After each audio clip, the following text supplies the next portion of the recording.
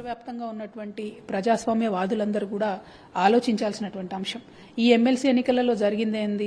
BRS party పోటీ చేయలేదు.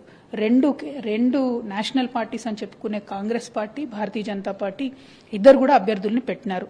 వాళ్ళందరూ కూడా బీసీస్ కానటువంటి అభ్యర్థుల్ని పెట్టడం జరిగింది. ఇప్పుడు ఏం జరిగింది? పార్టీల పరంగా సిద్ధాంతపరంగా ఓటు డివైడ్ అయింది. కాబట్టి ఒక్క బీసీ అభ్యర్థి కూడా ఎన్నుకొని రాలేదు.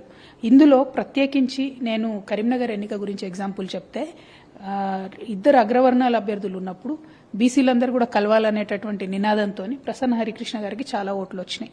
కానీ ఆ ఓటు ఆయనను గెలిపించేటట్టు రాలేదు.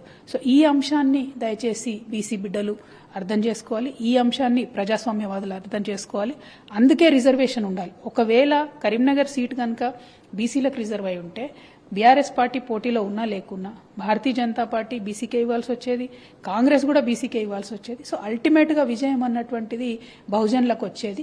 అది జరగకుండా ఇవాళ మరి అడ్డుపడ్డారు. కాబట్టి నేను మిమ్మల్ని కోరేది ఒకటే, పార్టీల వారీగా అభ్యర్థులు నిలబెడితే గెలుస్తామో ఓడిపోతామో తెలియదు. అందుకే ఖచ్చితంగా రిజర్వేషన్ ఉండాలి. బీసీల మీద బీసీలే పోటీ చేసుకుంటే ఏ పార్టీ నుండి వచ్చినా బీసీలు వచ్చే అవకాశం ఉంటుంది. కాబట్టి ఇవాళ మాత్రం కరీంనగర్ ఎన్నికల్లో ప్రజాస్వామ్యం ఓడిపోయిందని నేను అనుకుంటున్నాను.